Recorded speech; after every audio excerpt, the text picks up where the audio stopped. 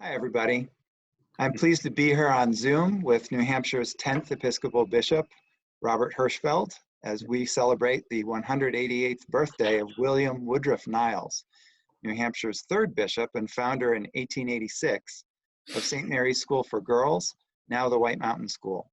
I'm head of school John Drew, and we're going to talk a little bit about this day and the birthday of our school's founder. Great. Bishop Rob? Hi, it's great to be with you. Thanks. So tell me a little bit about what you know of Bishop Niles' support for education. Well, Bishop Niles, by all reports, was a very large man, sort of spiritually, in his physical presence, he was a large man, and he left an amazing legacy. My understanding was that he was actually an educator himself, had been a professor at Trinity College in Hartford, from where he was elected the third bishop of New Hampshire. And this, the idea that the church would be involved with the expansion of a young mind, and to be encouraged to pursue knowledge and truth, was something that he experienced personally. He felt that God had opened up the venues of curiosity, of intrigue with the way the universe worked. He was very much a man both of the church and of the Enlightenment. And we remember that time. Well, we don't remember it because we weren't there, but it was a time, just a couple decades earlier, the country was still reeling from the effects of the Civil War, and young people were then leaving New Hampshire to create their fortunes and to build their fortunes where the country was really, the economic engine of the country was really being driven elsewhere. And so he found, when he was made bishop, there were three schools that were in the diocese, but not really of the diocese. There was a school in North Conway. There was the Orphans' Home, which was on Silk Farm Road up here, right next to St. Paul's School, and there was St. Paul's School. And he had no connection with, very little connection with any of those schools. And he felt that he wanted to create schools, even as he supported the creation of public schools in this country.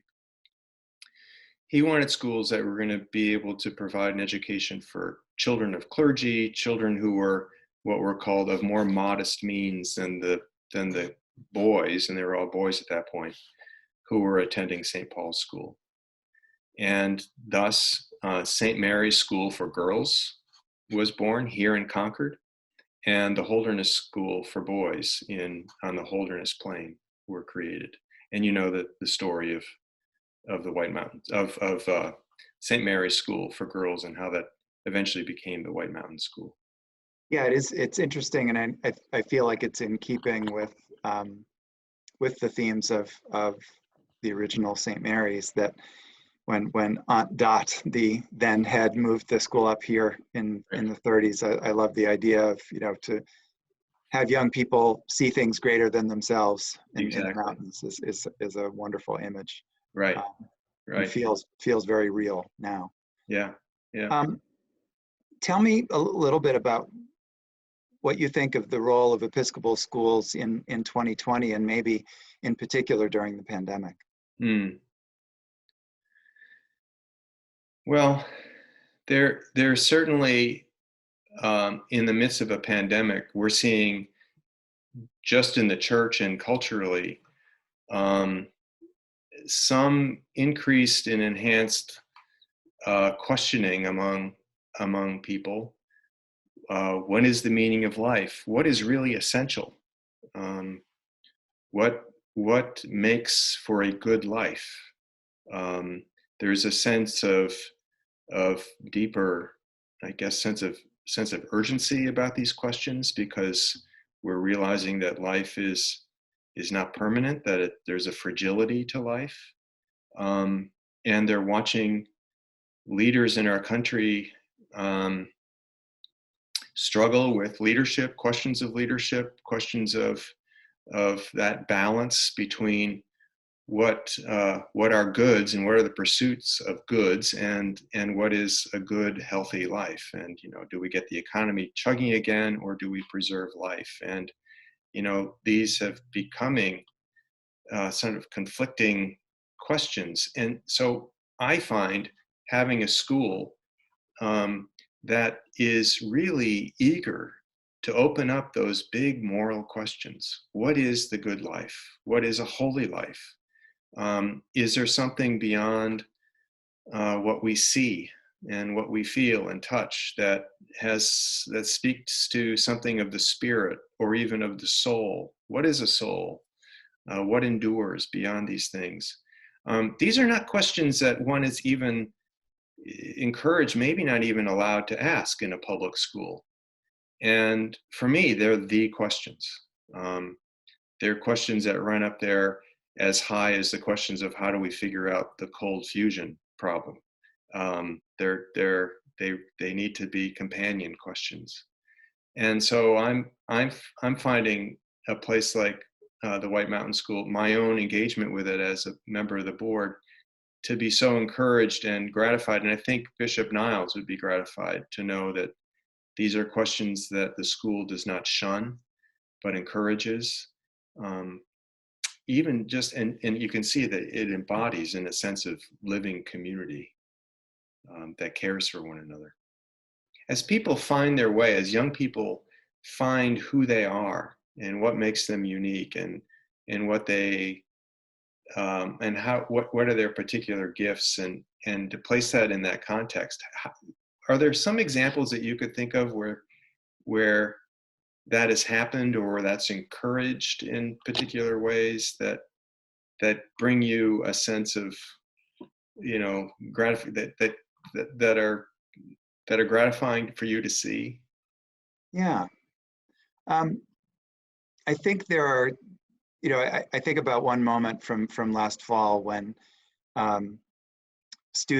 international students were back for orientation, and they were gathered up at my house, and these three young men, one from China, one from Afghanistan, and one from the Czech Republic,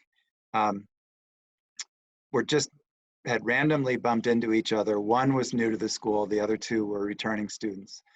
And they were comparing notes on all the different pieces of languages that they know.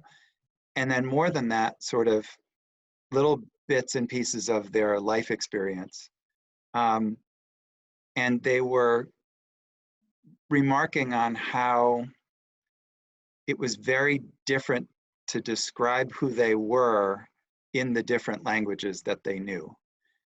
And it was, it was this kind of very lighthearted party. The students were just getting to know each other, and suddenly these three young men just fell into this very personal and pretty deep conversation about what it meant to be who they were, and how they described that in their native language and in their language that they would speak at school. Yeah.